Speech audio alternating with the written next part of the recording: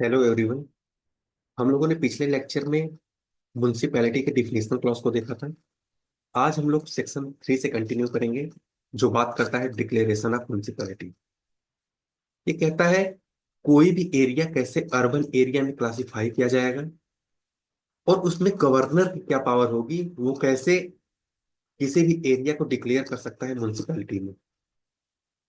तो चलिए इसको हम लोग समझते हैं। इसका सब क्लॉज 1 कहता है डिक्लेरेशन ऑफ ट्रांजिशन एरिया और स्मॉलर अर्बन एरिया। कैसे किसी एरिया को ट्रांजिशन एरिया और स्मॉलर अर्बन एरिया डिक्लेयर किया जाएगा। Any area is officially declare as a transitional area और smaller urban area by the governor of Uttar Pradesh through the notification under article 243 Q sub clause 2 of the constitution. According to article 243 sub clause 2 constitution के, governor के पास ये power आ जाती है कि वो किसी भी एरिया को ट्रांजिशनल एरिया और स्मॉलर अर्बन एरिया डिक्लेयर कर सकता है। ऑलराइट। और उस नोटिफिकेशन में जो गवर्नर इशू करेगा, उसमें वो स्पेसिफाई करेगा कि उस एरिया की बाउंड्रीज क्या होगी, उस एरिया की लिमिट्स क्या होंगी। ये क्यों किया जाता है? क्योंकि ये इंश्योर करने के लिए किया जाता है कि कोई भी एरिया जो डेवलप हो रहा है उसको प्रॉपर गवर्नेंस मिल सके। ऑलराइट। जैसे कोई भी एरिया, जैसे कोई टाउन है, कोई विलेज है, उसमें नए हॉस्पिटल, नए रोड, नए ट्रांसपोर्टेशन, ये सब कंस्ट्रक्ट हो रहे हैं, तो उसको गवर्नर के पास ये पावर है कि वो ट्रांजिशनल एरिया में उसको डिक्लेयर कर दे। और कोई भी उसको ट्रांजिशन एरिया डिक्लेयर कर सकती है, और कोई भी ऐसा छोटा टाउन है उसको स्मॉलर अर्बन एरिया डिक्लेयर कर सकती है। सब क्लॉज 1 ये बात करता है। और ये पावर गवर्नर के पास आती कहां से है? ये पावर आती है आर्टिकल 243 क्यू के सब क्लॉज 2 से। ये क्या कहता है? ये गवर्नर को अथॉरिटी देता है कि वो किसी भी एरिया को ट्रांजिशनल एरिया या फिर स्मॉलर अर्बन एरिया डिक्लेयर कर दे। ट्रांजिशनल एरिया वो है जो कोई भी टाउन शिफ्ट हो रहा है रूरल एरिया से अर्बन एरिया में। और स्मॉलर अर्बन एरिया वहां डिक्लेयर कर सकती है जो फुल्ली अर्बनाइज है, वो ट्रांजिशन फेज में नहीं है, वो ऑलरेडी अर्बनाइज है, लेकिन वो मेट्रोपॉलिटन सिटी से छोटे हैं। ठीक है, तो वहां उसको स्मॉल अर्बन एरिया डिक्लेयर कर सकती है। और ये इस बेस पे गौर करेगी। ये फैक्टर होंगे पॉपुलेशन ग्रोथ, किसी भी एरिया में पॉपुलेशन कितनी रैपिडली ग्रो कर रहा है, वहाँ के इकोनॉमिक डेवलपमेंट को देखेगी, जैसे वहाँ पे फैक्ट्रीज इंडस्ट्रीज अगर आ रहे हैं, या फिर इंफ्रास्ट्रक्चर एक्सपांशन को देखेगी, हॉस्पिटल्स, स्कूल्स, रोड्स, ये सब वहाँ डेवलप हो रहे हैं। तो उस बेस पे वो गवर्नर के पास पावर है कि वो क्लासिफाई कर सकती है। इसका सब क्लॉज 2 कहता है एक्सक्लूजन और इंक्लूजन ऑफ एरिया। ये जैसे कोई एरिया डिक्लेयर हो गया, तो क्या गवर्नर के पास ये पावर है कि उसको वापस से रूरल एरिया में डिक्लेयर कर सकती है या फिर उसको और बढ़ा सकती है? तो सब प्लस टू उसी की बात करता है।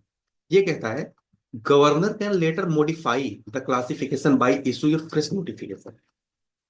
गवर्नर के पास क्या है, वो बाद में उसको मॉडिफाई करता है, बाय फ्रेश नोटिफिकेशन एक निकाल के उसको मॉडिफाई कर सकता है अपने प्रीवियस नोटिफिकेशन को। अगर कोई भी एरिया, जैसे जिसको ट्रांजिशनल एरिया बना दिया गवर्नर ने, अगर वो फर्दर डेवलप हो रही है, वहां मेट्रोस प्रोजेक्ट चालू हो गए हैं, वहां और भी इंडस्ट्रियल इंडस्ट्रियल एरिया बन रही हैं, ठीक है, और वो अपग्रेड हो रहा है टाइम टू टाइम, तो उसको म्युनिसिपल कारपोरेशन डिक्लेयर कर सकती है, जो डिफरेंट एक्ट से गवर्न होगा। ठीक है, लेकिन वहीं अगर कोई एरिया अपने करेक्टरिस्टिक को लॉस कर रही है अर्बन वाले, जैसे किसी भी एरिया में मान लीजिए एक फैक्ट्री लगी थी, हॉस्पिटल बने थे, वो सब धीरे धीरे बंद हो रहे हैं, तो उसको वो वापस से रूरल एरिया में डिक्लेयर कर सकती है। ठीक है। तो गवर्नर के पास ये पावर है कि वो फ्रेश नोटिफिकेशन निकाल के किसी भी एरिया को, अगर वो फर्दर डेवलप हो रहा है तो म्युनिसिपल कॉर्पोरेशन डिक्लेयर कर सकती है, लेकिन अगर वो अपने अर्बनाइजेशन के करेक्टरिस्टिक को लॉस कर रहा है तो उसको वापस से रूरल एरिया में डिक्लेयर कर सकती है। लेकिन सब क्लॉज 3 इसके एक्सेप्शन की बात करता है कि कौन से एरिया में गवर्नर के पास पावर नहीं होगी कि वो ट्रांजिशनल एरिया या फिर स्मॉलर अर्बन एरिया डिक्लेयर कर सके। तो वो एरिया क्या होंगे? Containment area. जो कंटेनमेंट जोन होते हैं किसी भी सिटी के, उसमें गवर्नर का या स्टेट गवर्नमेंट के पास उस अथॉरिटी नहीं होती। ठीक है। तो कंटेनमेंट जोन बेसिकली वो होता है जहां पे डिफेंस या मिलिट्री बेस बना होता है, तो उसको गवर्न किया जाता है कंटेनमेंट एक्ट से, जो 2006 का है। ऑलराइट। ये सेंट्रल गवर्नमेंट अपने पास रखती है, जिससे एक सिक्योरिटी, प्रॉपर सिक्योरिटी में कोई भी प्रॉब्लम नहीं है। ठीक है। तो ये जो डिफेंस लैंड होता है वो सेंट्रल गवर्नमेंट अपने पास रखती है, तो इसमें गवर्नर के पास या स्टेट गवर्नमेंट के पास पावर नहीं होती। तो ये इसका एक्सेप्शन था। राइट। अब हम लोग बात करते हैं सेक्शन 3A, जो बात करता है कॉन्स्टिट्यूशन ऑफ म्युनिसिपैलिटीज। ये कहता है, इसका सब क्लॉज 1 कहता है कि म्युनिसिपैलिटी कितने टाइप के होंगे, और म्युनिसिपैलिटी कितने टाइप के होंगे ये बताता है आर्टिकल 243 क्यू का सब क्लॉज 1 अपने कॉन्स्टिट्यूशन का। ठीक है। आर्टिकल 243 क्यू का सब क्लॉज 1 म्युनिसिपैलिटी को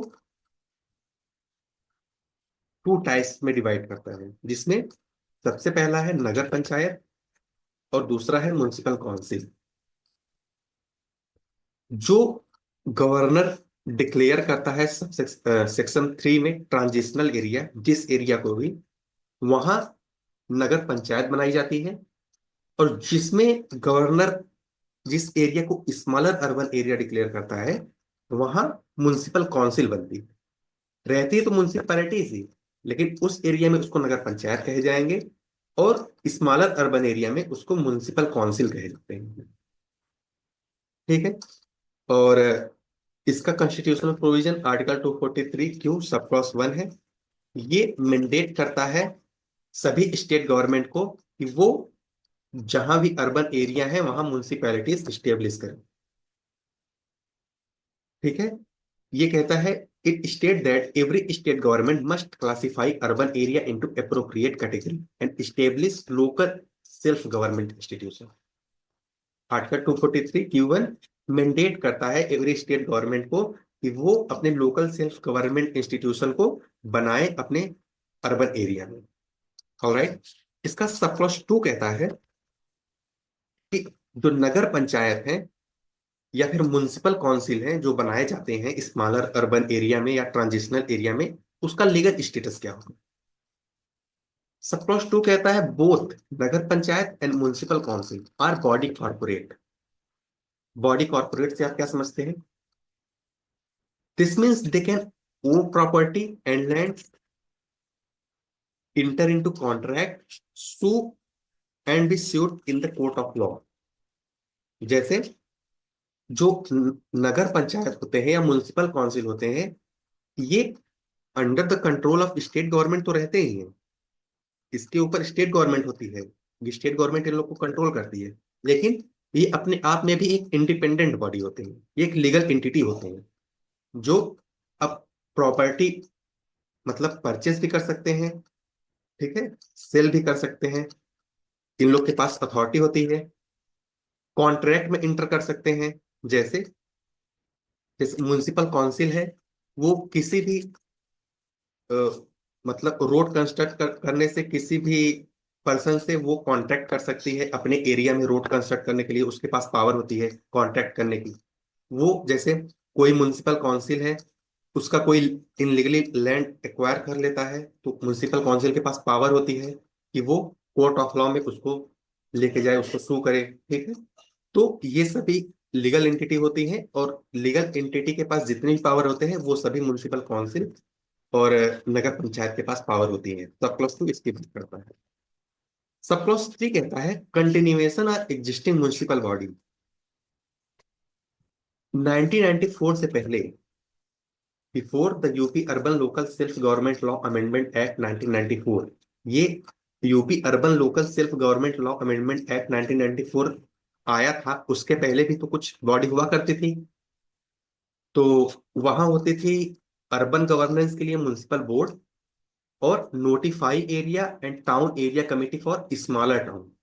ठीक है, जहाँ स्मॉल टाउन हुआ करते थे वहां नोटिफाइड एरिया कमेटी हुआ करती थी, या फिर टाउन एरिया कमेटी हुआ करती थी।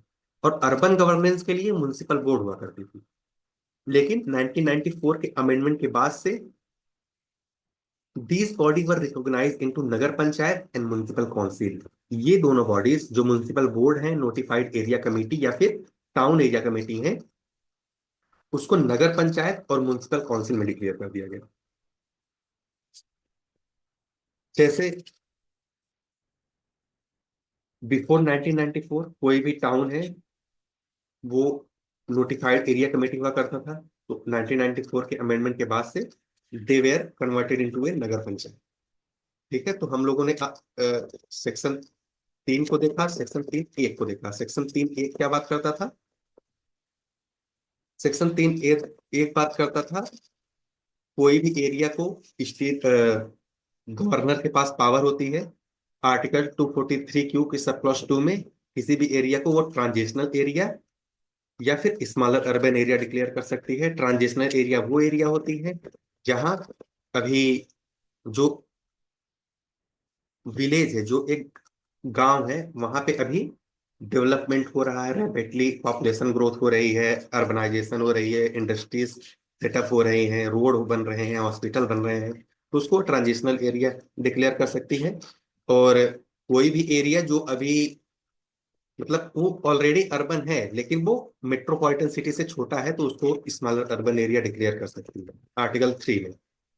All right. और उसके बाद, लेकिन उसका एक एक्सेप्शन भी था कि कंटेनमेंट एरिया जो होता है वहाँ सेंट्रल गवर्नमेंट की पावर होती है। जो मिलिट्री बेस होते हैं उस वहाँ स्टेट गवर्नमेंट की पावर नहीं होती है, म्यूनसिपैलिटी की पावर नहीं होती है। उसके बाद हम लोगों ने सेक्शन 3(a) में कॉन्स्टिट्यूशन ऑफ म्यूनसिपैलिटी देखा, जो नगर पंचायत ट्रांजिशन एरिया में होते हैं और municipal council smaller urban area में होते हैं। ऑलराइट। और ये एक लीगल एंटिटी भी होती है कि अपने नाम से प्रॉपर्टी ले सकती हैं, कॉन्ट्रैक्ट में एंटर कर सकती हैं, किसी को सू भी कर सकती हैं। ठीक है। और जो म्युनिसिपल बोर्ड हुआ करते थे, नोटिफाई एरिया कमेटी हुआ करते थे, वो अब रिकॉग्नाइज है नगर पंचायत म्युनिसिपल काउंसिल। ठीक है, तो ये आज हम लोगों ने समझा।